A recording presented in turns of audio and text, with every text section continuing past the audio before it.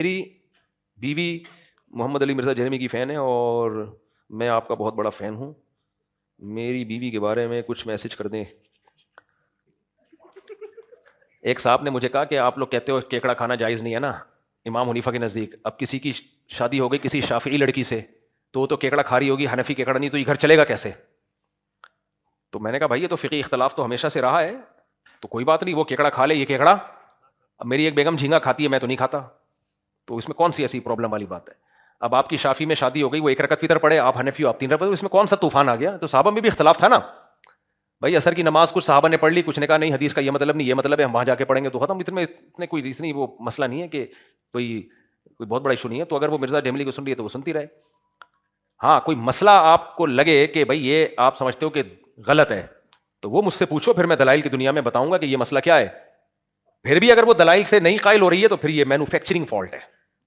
پھر یہ کیا ہے؟ Manufacturing fault. مجھے ظہر کی سنت میں 4 رکعتوں میں سورہ فاتحہ کے ساتھ سورت ملانا ہے. نیز فرض نماز ظہر کی 4 سنتوں میں یا کوئی بھی 4 سنتیں یا نوافل ان میں چاروں رکعتوں میں سورت ملانا واجب ہے. جان کر اگر سورت نہیں ملائیں گے نماز دوبارہ پڑھنی پڑے گی. میری بیوی کا عقیدہ ہے کہ حضرت علی کی شان ابو بکر سے اوپر ہے. نہیں, یہ اہل سنت والجماعت کے خلاف ہے. اہل سنت والجماعت کا عقیدہ ہی قرآن و سنت کی روشنی میں, اہل سنت والجماعت کہتے کس کو ہیں؟ جو سنت اور صحابہ کو مانتے ہیں.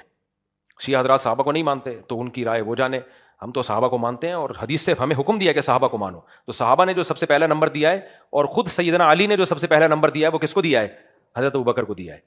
تو یہ عقیدہ ٹھیک نہیں ہے. باقی پھڈے نہیں کرو اس پہ, مان جائے ٹھیک ہے, نہیں مانی تو بھی کوئی بات نہیں. وہ کیکڑا کھا لے, آپ کیا کھا لو, آپ نہیں کھاؤ, کیا یار.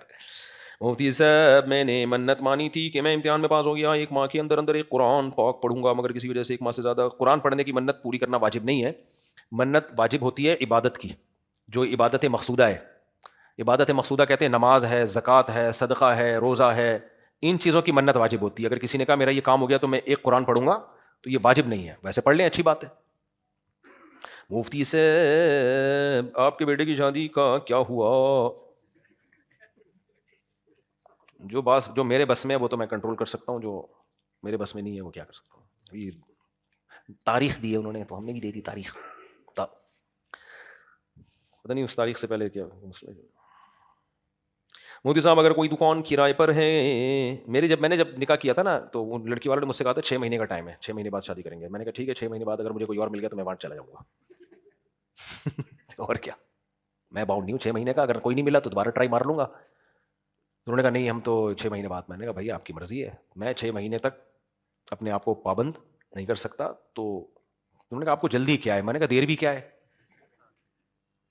بھائی, جلدی کی کوئی وجہ نہیں تو دیر کی بھی تو کوئی وجہ, کوئی معقول وجہ ہو تو ٹھیک ہے, کوئی معقول وجہ نہیں ہے. ایویں تیاری کرنی ہے تو تیاری, جب پیسہ میں خرچ کر رہا ہوں تو آپ کو کس چیز کی تیاری کرنی ہے؟ تو شکر ہے سمجھ میں آ گیا, ورنہ بچے ماموں کہہ رہے ہوتے ہم کو. مفتی صاحب اگر کوئی دکان کرائے پر ہے کہ مالک مکان کی زمین میں بورنگ کرا کر آر او پلانٹ لگائے تو اس کی کمائی حلال ہوگی؟ اچھا, مالک مکان کی زمین پہ بورنگ کرائیں گے نا تو اس بورنگ کا مالک مکان ہی ہوگا, سمجھتے ہو؟ جس کی زمین پہ کنواں کھدتا ہے اس کنویں کا مالک کون ہوتا ہے؟ زمین. تو مالک مکان کسی بھی وقت آپ کو نکال سکتا ہے کہ پتلی گلی سے نکلو. تو کیوں کسی کی زمین پہ وہ کام کر رہے ہو کہ لوگ یہ حرکت کر رہے ہوتے ہیں, اب ابا کی زمین ہے اس پہ اپنا گھر بنا لیا, اب پریشان ہوتے ہیں یہ گھر تو ہم کہتے ہیں وراثت ہے بھائی, یہ تو ابا کی زمین تھی, گھر تو میں نے بنایا تو اٹھا کے لے جا اپنا گھر. وہ کہنا میں کہاں لے کے جاؤں, یہ تو سریے کی قیمت. ہم کیا اب آپ کو سریے کی قیمت ہی ملے گی, کباڑ کی قیمت ملے گی اس پہ. سمجھتے ہو کہ نہیں سمجھتے؟ تو مسائل پہلے علماء سے معلوم کر لیا کرو, اس کے بعد کام کیا کرو. لوگ یہ بڑے مسئلہ پوچھ رہے ہوتے ہیں, ابا کی زمین تھی بڑے بھائی نے اس پہ گھر بنا لیا, اب وراثت میں چاہ رہا ہے وہ کہ مجھے حق ملے, تو حق آپ کا سریا, نلکے, بیسن یہ سب نکال کے لے جاؤ, پلاٹ خالی کرو. پلاٹ کا مالک کون ہے؟ وارث ہیں. سمجھتے ہو کہ نہیں سمجھتے؟ یا تو کوئی آپس میں سلو صفائی کر کے وہ راضی ہو جائیں اپنا حق چھوڑنے پر, ایک الگ بات ہے. ورنہ شرعی مسئلہ یہی ہے کہ شرکا کہیں گے بھائی تو نے اوپر کی عمارت ساری تیری ہے تو لے جا اوپر کی عمارت. آپ نے کسی کی چھت پہ کمرہ بنا لیا تو شریعت اس چھت والے کو اجازت دیتی ہے کہ وہ کبھی بھی آپ کو کمرہ خالی کرانے کا کہہ سکتا ہے کہ اٹھا کے لے جا اپنا سریا, کمرہ, پنکھے. تو کسی کی زمین پہ کبھی بھی تعمیر کی کوشش مت کرو, اس کے آگے بڑے پیچیدہ مسائل ہیں. ڈاکٹر اسرار احمد صاحب کی نظریہ درست ہے کہ آج کا مسلمان شریعت کے تمام احکام کو پورا کرنے کے باوجود رب تعالیٰ کے نظر میں مجرم ہے, جب تک کہ موجودہ نظام کو دل سے برا نہ سمجھتا ہو اور اسے بدلنے کی خاطر جد و جہد نہ کرتا ہو. بالکل بات درست ہے, نظام کو بدلنے کی جد و جہد کرنی چاہیے, لیکن کرنی کیسے چاہیے یہ ایک اہم مسئلہ ہے. تو جیسے میرا پورا بیان اس پر ہوا نا, ابھی کوئی پیکج ہو اس کے حساب سے نظام کو بدلنے کی کوشش کریں. آپ کے پاس کوئی پیکج نہیں ہے تو ہوائی باتیں والی بات پھر صحیح نہیں ہوگی. تو کوشش کرنی چاہیے, لیکن جو میں نے طریقہ بتایا ہے وہی سوٹیبل طریقہ ہے. کیا آپ میری اس بات سے اتفاق کریں گے کہ مفتی شمائل ندوی صاحب نے مناظرے میں 2 اہم غلطیاں کی, مذہب اور سائنس سے دلائل دینے پر پابندی عائد کر دی, ذاتی باری تعالیٰ میں اپنے وقت کا آدھا حصہ چھوڑ کر خدا کے انکار کی بنیادی وجہ ہی سائنسی ترقی ہے, اور سائنس کو آج ثابت کر رہی ہے کہ خدا وہ باتیں 1400 سال پہلے.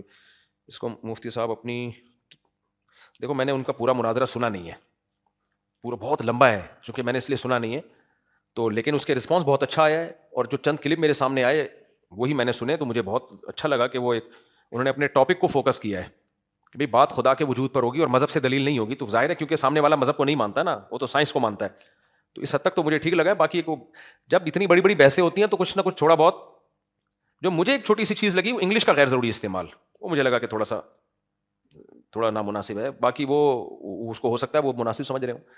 منفی ذہن سے مت سوچو, اچھا کام ہو گیا.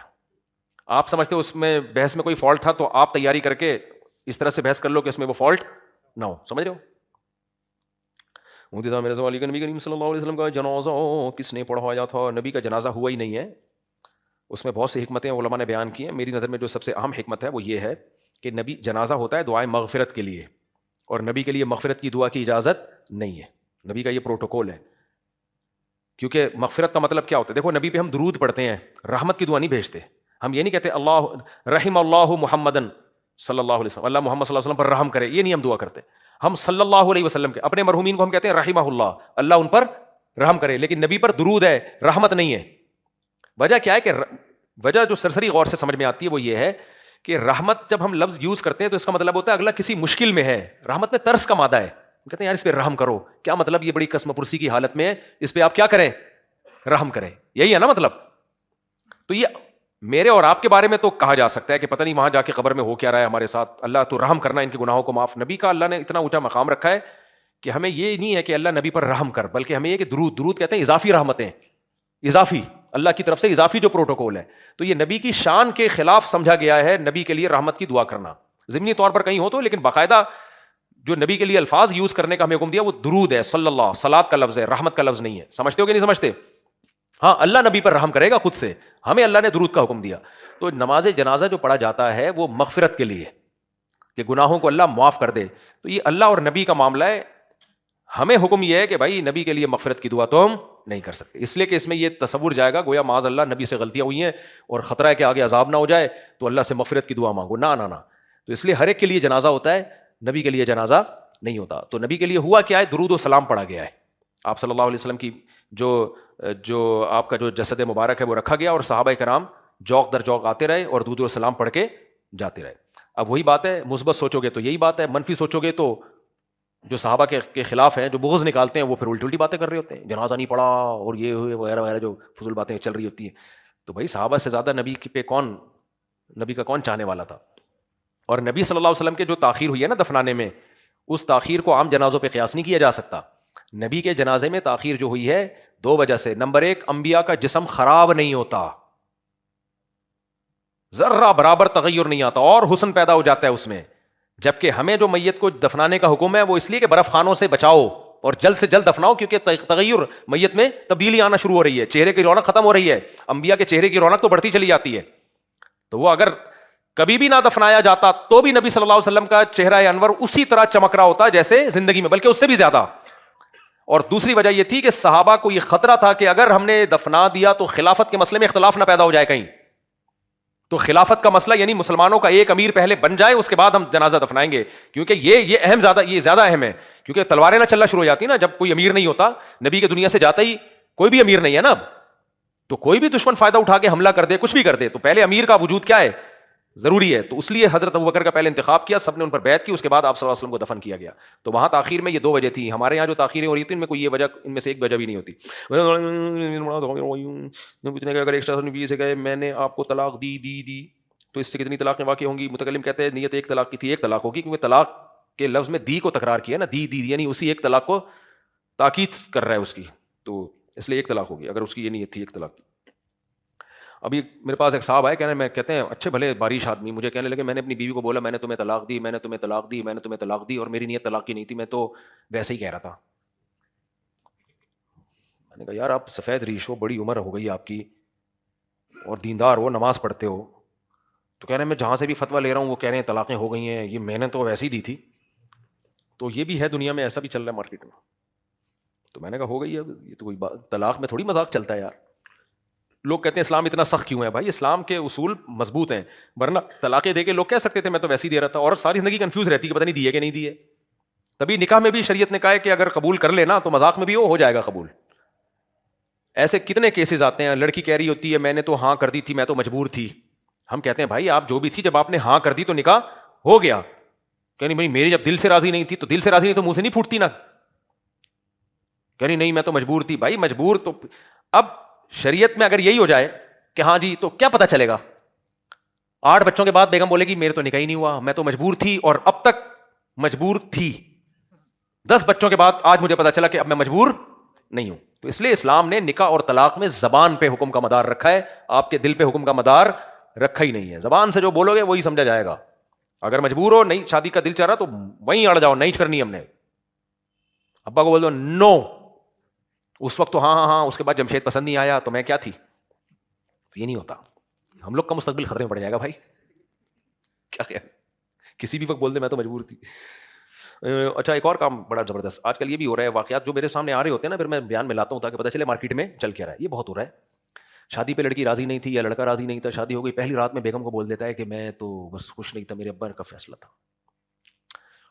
تو میں ایسی لڑکیوں کو کہتا ہوں رکھ کے چماٹ تھوپ دیا کرو اس کے.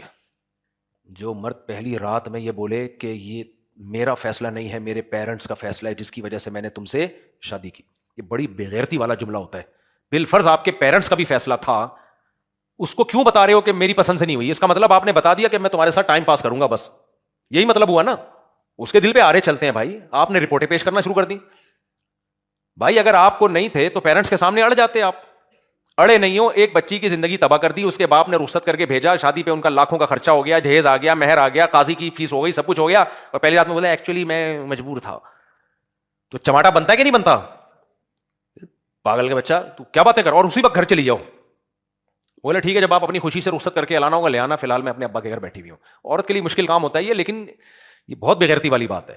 اسی طرح عورت بھی کہے نا رخصت ہو کے آ گئی گھنی میں, میرے ایکچولی میں تو خوش نہیں ہوں, تو اس کو ہلکا مت لیا کرو, کیونکہ زندگی بھر پھر وہ ستائے گی آپ کو. بولو بھائی جب آپ خوش نہیں تھی تو لڑ لیتی نا, کہتی میں سوسائٹی کے ہاتھوں کیا ہوں, مجبور. تو جب مجبور ہو, بالفرض اپنے آپ کو مجبور سمجھتی ہو, تو مجبوری میں پھر مجھے ایکسپٹ کر لیتی نا, منہ سے یہ پھوٹنے کی کیا ضرورت تھی؟ تو یہ بڑی بےغیرتی والی باتیں ہوتی ہیں. شروع میں بول دینا میں مجبور تھا اور یا میں مجبور تھی, اگلے کے ساتھ کھیل رہے ہو یار. تو اس لڑکے کا کتنا خرچہ ہو گیا, اس کا وہ ولیمہ, وہ دوست منہ دکھانے. ہمارے ایک دوست کے ساتھ ایسا ہی ہوا, شادی ہوئی ہے, اتنا خرچہ ورچہ ہو گیا, سب مبارکبادیں, بیگم نے بول دیا میرا فیصلہ نہیں, میرے باپ کا فیصلہ تھا. اگلے دن مسکراہٹ سے چھن گئی اس کی, مجھ سے مل رہا ہے ایسے نا جیسے نہیں نفسیاتی مریض ہوتے. میں نے کہا اس کو ہو گیا ہے. تو پھر اس نے مجھے اپنے دل کی بات بتائی کہ یہ ہوا ہے. تو پھر مجھے خوشی نہیں ہو رہی, کیونکہ وہ تو کوئی لفٹ ہی نہیں کرا رہی ہے, کہ میرا فیصلہ تھوڑی ہے. پاگل کے بچے ہو. تو جب مجبور ہو تو بولو نہیں کرنا, وہ کم درجے کی بےغیرتی ہے, بلکہ بےغیرتی ہے ہی نہیں وہ. یہ بعد میں جا کے ایک دوسرے کو یہ کہنا نا میرا فیصلہ اور تیرا فیصلہ, یہ صحیح نہیں ہوتا. ایک صاحب نے, آپ فاؤنڈیشن غریب لوگوں کو گھر خرید کر دیتی ہے, غریبوں کے ساتھ کرائے قیمت میں تعاون کرتی ہے. ہماری فاؤنڈیشن ڈاکٹر افضل صاحب ہے, آپریشن مینیجر ہیں, ان سے پوری ڈیٹیل آپ معلوم کر سکتے ہیں. کس قسم کے غریبوں کے ساتھ تعاون کرتی ہے, کس قسم کے غریبوں کے ساتھ تعاون نہیں کرتی, تعاون پیسوں کی صورت میں کرتی ہے یا گھر کی صورت میں کرتی ہے یا شادی کی صورت میں کرتی ہے یا طلاق کی صورت میں کرتی ہے, کیا ہوتا ہے, یہ ساری ڈیٹیل کس کے پاس ہے, ان کے پاس. خیر, سورہ حجرات میں ہے کہ ایک دوسرے کو برے اخلاق سے نہ پکارو, ایک دوسرے کا مذاق نہ اڑاؤ. آپ کے میانات میں کبھی کسی کا مذاق اڑاتے ہیں, کبھی کسی برے اخلاق سے پکارتے ہیں, کیا یہ جائز ہے؟ مثلاً کوئی مثال دینا, کس کا میں نے مذاق اڑایا, کسی شخصیت کا, یا کس کا میں نے برے القاب سے یاد کیا کسی شخصیت کو, تو وہ مثال دیں. آپ نے انجینئر علی مرزا کی مثال دی ہے, اس میں تو میں نے تو نہیں کبھی برے القاب سے یاد کیا انجینئر علی مرزا کو. کیا خیال ہے؟ جہلم والی سرکار کہا ہے میں نے, تو یہ کوئی اتنا, میرا خیال ہے کوئی اتنا نیک تو نہیں بننا چاہیے, میرا خیال ہے. اچھا, انجینئر علی مرزا جب سے جیل سے چھوٹ کر آئے نا, انہوں نے ایک بات کہی ہے میرے بارے میں, بہت زیادہ کہی ہے, کہ میں نے بھی مفتی صاحب کو فیور کیا تھا, اس لیے مفتی صاحب نے مجھے فیور کیا. میں انجینئر علی مرزا کی خدمت میں پیغام بھیجنا چاہتا ہوں کہ حضرت آپ نے جو مجھے فیور کیا تھا وہ فیور نہ کرنا فیور کرنے سے زیادہ بہتر تھا, کیونکہ آپ نے فیور یہ کیا, بار بار یہ الفاظ دہرائے, گستاخی تو کی ہے, گستاخی تو کی ہے. آپ کو پتا ہے جب آپ نے کسی کو فتویٰ دے دیا کہ گستاخی کی ہے, تو پاکستان میں پھر کوئی نہیں چھوڑتا ایسے شخص کو. آپ تو میری جان کو اور زیادہ غیر محفوظ بنا رہے تھے. میں کینیڈا میں تھا, انجینئر صاحب کے بیان سن رہا تھا, گستاخی تو کی ہے. میں نے جو آپ کو فیور دیا ہے نا وہ واقعی دل سے فیور تھا. وہ فیور یہ تھا کہ گستاخی نہیں کی ہے. ریٹرن میں بھی فتویٰ دیا اپنی اسٹیمپ کے ساتھ اور میڈیا پہ بیان بھی دیا. تو میں اب نہیں جنگ چھیڑنا چاہتا انجینئر علی مرزا کے ساتھ, لیکن میں بتانا چاہ رہا ہوں کہ آپ نے ایک دفعہ نہیں یہ جملہ بار بار دہرایا ہے, تو میں نہیں سمجھتا کہ آپ نے مجھے فیور کیا تھا اس موقع پہ. تو آپ نے ٹھیک ہے, آپ اسی کو گستاخی سمجھ رہے تھے, آپ نے بیان کر دیا, لیکن اس کو فیور سے تعبیر نہیں کی جائے. سمجھ رہے ہو؟ ہاں یہ ضرور ہے کہ جیل سے رہا ہونے کے بعد میرا شکریہ ادا کیا ہے, تو اس کو میں اپریشیٹ کرتا ہوں کہ چلو یار آپ نے کسی کی خدمت کو خدمت مانا. اور میں نے جو وہ جو فیور دیا نا وہ اس لیے نہیں کہ انجینئر صاحب نے مجھے فیور دیا تھا, میں نے تو اللہ کا خوف سامنے رکھ کر, ہمارے پاس جب وہاں سے سوال آیا انجینئر علی مرزا کی طرف سے, ان کے وکیل کی طرف سے, کہ گستاخی ہے یا نہیں ہے, تو کچھ لوگوں نے مجھے مشورہ دیا کہ مت لکھو. میں نے کہا نہیں, لا یجرمنکم شنآن قوم علی الا تعدلوا, قرآن کہتا ہے کسی سے تمہیں اگر کوئی ذاتی مسئلہ ہو کسی کے ساتھ بھی تو عدل کا دامن نہیں چھوڑنا. میں نے کہا کوئی بھی ہم سے مفتی سے جب سوال پوچھے گا تو جو تحریر میں پوچھا گیا ہے مفتی کی ذمہ داری ہے اس سوال کے مطابق جواب لکھ کے دے. سمجھ رہے کہ نہیں سمجھ رہے؟ تو میں نے کہا بھائی جو بھی فتویٰ جو سوال آئے گا ہم نے اس کے مطابق جواب دینا ہے. بنوریا والوں نے بھی جواب دیا کہ گستاخی نہیں ہے, میں بھی جواب دیا ریٹرن میں کہ گستاخی, حالانکہ اس فتوے کے بعد جو مجھے دھمکیاں ملی ہیں اور جو میں نے ویڈیو بیان ریکارڈ کروایا ہے ٹھیک ٹھاک دھمکیاں ملی ہمیں, تو میں نے انجینئر کو اس لیے فیور نہیں کیا تھا کہ انجینئر نے مجھے فیور کیا. انجینئر مجھے فیور کرتا یا نہیں کرتا, میں نے پھر بھی اس مسئلے میں کس کو فیور دینا تھا, اس مسئلے میں اتنا کہ 295 نہیں لگتی اس پہ, یہ گستاخی نہیں ہے اتنا, بس اس سے زیادہ نہیں. تو اور باقی جو انجینئر مرزا نے جو کہا کہ یعنی کہ میں مفتی صاحب کو ہم نے فیور دیا تھا, تو مجھے نہیں لگتا کہ وہ آپ نے مجھے فیور دیا تھا. آپ نے تو بار بار یہ لفظ دہرایا ہے کہ گستاخی تو کی ہے, گستاخی تو کی ہے, تو بس فیور کہاں رہ گیا, جو گستاخ قرار دے دیا تو فیور کیا رہ گیا. باقی میں پھر یہ شکریہ ادا کرتا ہوں کہ انجینئر صاحب نے جیل سے نکلنے کے بعد میرا شکریہ ادا کیا, یہ بھی اچھی بات ہے. میں نہیں چاہتا دوبارہ سے پھر وہی نفرتیں پہلے جنگیں چھڑیں. جو علمی بات ہے ہم تو شروع سے یہ کہہ رہے ہیں کہ جو دلائل ہیں ان کا جواب کس سے ہونا چاہیے, دلائل سے ہونا چاہیے. تو بس اس حد تک رہے, طنز نہ ہو, ایک دوسرے کی پگڑیاں نہ اچھالی جائیں. تو دلائل سے جو جواب دیے ہیں, آئندہ بھی مجھے لگا کہ کسی کلپ کا میں نے جواب دینا ہے تو دلائل کی دنیا میں انشاءاللہ وہ جواب دوں گا, اور وہ ایک دوسرے کے احترام کے ساتھ دلائل سے ہی جواب چلتا رہے تو یہ زیادہ اچھا میرا خیال. اس میں کیا شادیوں میں ہوٹل میں شادیوں میں مخلوط ماحول میں جانا جائز ہے ناجائز ہے, تو ہوٹلوں میں مخلوط ماحول میں جانا کیوں جائز ہے؟ دیکھو ہوٹلوں میں مخلوط ماحول میں جانا ایسے ہے جیسے آپ بس میں جب بیٹھے ہو, سفر کرنا آپ کی مجبوری ہے, تو سفر میں اب جہاز میں بھی آپ جاتے ہو مخلوط ماحول ہوتا ہے نا, وہ آپ کے کنٹرول میں نہیں ہے, اس کو گناہ کی محفل نہیں کہا جائے گا, اور مجبوری بھی ہے, سفر تو کرنا ہے ٹرین میں جہاز میں. اسی طرح خریداری میں جب آپ بازار جاتے ہو تو مخلوط ماحول ہوتا ہے نا, لیکن اب یہ نہیں ہے کہ آپ کیونکہ انٹیاں بھی آئی ہوئی ہیں تو اب آپ دکان پہ نہیں جاؤ. تو چونکہ خریداری کرنا, سفر کرنا, ہوٹل میں کھانا کھانا یہ بنیادی حقوق میں سے ہے, تفریحی مقامات پہ جانا یہ بھی بنیادی حقوق میں سے ہے. جبکہ جو شادی ہے نا, جس نے شادی کی ہے, یہ ولیمہ کیا ہے, تو اس کے ولیمے میں جانا یہ آپ کے حقوق میں سے نہیں, بنیادی حقوق میں سے, اس کا حق ادا کرنے کے لیے آپ جا رہے ہو. یا آپ کس کو خوش کرنے کے لیے جا رہے ہو؟ اس کو خوش کرنے کے لیے جا رہے ہو, یہ آپ کی بنیادی ضرورت نہیں ہے. تو اس کے ذمہ لازم ہے کہ آپ کو اگر وہ خوش کرنا چاہتا ہے, آپ کو اپنی شادی میں بلانا چاہتا ہے, تو آپ کے نظریات کا وہ احترام کرے, اور آپ اس کو یہ میسج دو کہ ہم مخلوط ماحول کو جائز نہیں سمجھتے. کیونکہ اگر آپ چلے گئے جبکہ آپ کی ضرورت بھی نہیں ہے, ولیمے اور شادیوں میں جانا کوئی ضرورت تھوڑی ہے آپ کی. آپ کہہ سکتے ہو رشتہ داری جوڑنا بھی تو شرعی ضرورت ہے, رشتہ داری جوڑنا اس کے لیے پہلے ہے, آپ کے لیے بعد میں ہے, کیونکہ لا طاعۃ لمخلوق فی معصیۃ الخالق, خدا کو ناراض کر کے مخلوق کو خوش نہیں کیا جا سکتا. تو رشتہ داری توڑنے کا گناہ اس کو ہوگا, آپ کو نہیں ہوگا. اس کو گناہ ملے گا کہ بھائی میں نے کیوں گناہ کی محفل رکھی ہے, میں اس میں بلا رہا ہوں اور وہ نہیں آ رہا, رشتہ داری ٹوٹ رہی ہے, تو مجھے چاہیے کہ میں پارٹیشن کروں تاکہ وہ آئے. تو توڑنے کا گناہ کس کو ہوگا؟ اس کو ہوگا. تو خلاصہ یہی نکلا کہ ہوٹل میں کھانا کھانا یا جہازوں میں سفر یا شاپنگ یہ ضرورت ہے, شادی میں جانا کوئی ضرورت نہیں ہے. سمجھتے ہو کہ نہیں سمجھتے؟ کوئی ضرورت نہیں ہے. تو اگر کم از کم اتنا کر لو کہ اپنے لیے بول دو کہ میرے لیے الگ انتظام کر لو. عجیب بےہودگی کا ماحول ہوتا ہے جو مس گیدرنگ میں جو شادیاں ہو رہی ہوتی ہیں. کیوں کعبہ کو کپڑا پہنایا جاتا ہے, سونا چاندی لگا ہوتا ہے, کیا یہ اسراف نہیں ہے؟ یہ سعودی حکومت سے پوچھو. دوسرا سوال, سفید لباس پسندیدہ ہے تو کالا لباس کیوں ہے کعبہ کا کالا لباس اس لیے ہے کہ کالے رنگ پہ انسان کی نظر ٹھہر جاتی ہے. کعبہ کو دیکھنا بھی عبادت ہے محبت سے. سفید رنگ کو آپ زیادہ ٹائم دیکھ نہیں سکتے ہیں. جب جن علاقوں میں برف پڑتی ہے نا, ان سے جا کے پوچھیں, 3 دن کے بعد وہ اپنی آنکھیں مسل رہے ہوتے ہیں, اتنی آنکھوں کو تکلیف ہوتی ہے. تو وائٹ کلر زیادہ دیر تک دیکھا نہیں جا سکتا, یا لائٹ کلر وہ بھی. تو بلیک کلر پہ آپ گھنٹوں گھنٹوں نظریں ٹکا کے جما سکتے ہیں. تو بیت اللہ کو محبت سے دیکھنا بھی کیا ہے, یہ بھی عبادت ہے. تو وہاں تو لوگ جاتے ہیں بیت اللہ, تو اس میں آنکھیں ٹھنڈی رہتی ہیں بلیک کلر کو دیکھ کے. تو یہ ایک حکمت علماء نے بیان کی ہے, لیکن شریعت میں نہیں ہے, کوئی بھی کلر ہو سکتا ہے.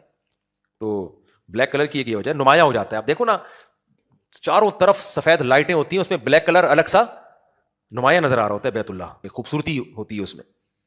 امی عائشہ رضی اللہ تعالیٰ عنہا پردے میں مردوں کو مسائل بتایا کرتی تھیں, عورتوں کو ہی کیوں نہ بتا دیتی کہ مردوں سے بات کرنے کی نوبت نہ آئے. اتنے واسطے جب ہوتے ہیں نا تو علم ضائع ہو جاتا ہے اس سے, پہلے وہ ان کو, پھر وہ ان کو, پھر وہ ان کو. گھریلو باتیں تھیں, صحابہ کرام دور دور سے تابعین سفر کر کے آیا کرتے تھے, اور ہر شخص کو اللہ نے ایک عمر دی ہے نا, اس عمر کے اندر اندر علم اس نے ٹرانسفر کرنا ہے, تو پھر واسطے جتنے بیچ میں آتے ہیں بات کچھ سے کچھ بن جاتی ہے. تو اس لیے اللہ تعالیٰ نے امہات المومنین کو حکم دیا کہ صحابہ آپ سے آئیں گے مسائل پوچھنے کے لیے, تو پردے میں ان کو مسائل کا جواب دیا کرو, تو وہ تاکہ علم پھیلے. اس سے ہمیں یہ بھی پتہ چلتا ہے کہ بعض دفعہ تکلفات میں اور تقوی کے اعلیٰ درجے پر عمل کرنے میں کام ہی ضائع ہو جاتا ہے. تو ہمیں پہلے کام کو فوکس کرنا ہے. جیسے یونیورسٹیوں میں مخلوط ماحول ہوتا ہے, بیان کے لیے چلے جاتے ہیں, اس لیے کہ اگر ہم ان سے کہیں کہ یہ وہ نہیں ہوگا, ہمیں پتہ بیان ہی نہیں ہوگا, تو پھر ملحد لوگ جائیں گے وہاں بیانات کریں گے اور بالکل ہی ان کا تو کانسیپٹ ہی تبدیل ہو جائے گا, برباد ہو جائیں گے. تو وہاں بہت سی چیزیں برداشت کرنی پڑتی ہیں. تو امہات المومنین کو حکم دیا پردے میں مسائل بتا دیا کرو, کیونکہ وہ گھریلو مسائل زیادہ جانتی تھیں. ورنہ پہلے ایک ٹیم تیار ہوتی, پھر اس ٹیم میں کچھ شاگرد لائق ہوتے, کچھ اتنے اچھے شاگرد نہیں ہوتے, کچھ لوگ ایک بڑا مسئلہ کھڑا ہو جاتا, علم تو ضائع ہو جاتا. تو اسلام میں پھر اتنا تکلف نہیں روا رکھا گیا, چلو جو آپ کو آتا ہے وہ. تو لائن لگی ہوتی تھی سیدہ عائشہ کے. اور پتہ ہے ایک بڑی دلچسپ بات کیا ہوتی تھی, لوگ حضرت اسماء جو سیدہ عائشہ کی بہن تھی اپنے نومولود بچوں کو ان کا دودھ پلاتے تھے. کیوں پلاتے تھے؟ کہ امی عائشہ میرے بچے کی سگی خالہ بن جائیں, تاکہ یہ بچہ بڑا ہو کر خوب مسائل کا علم حاصل کرے پردے کے بغیر, کیونکہ پردے میں بھی بہرحال کچھ نہ کچھ تکلف ہوتا ہے کہ نہیں ہوتا.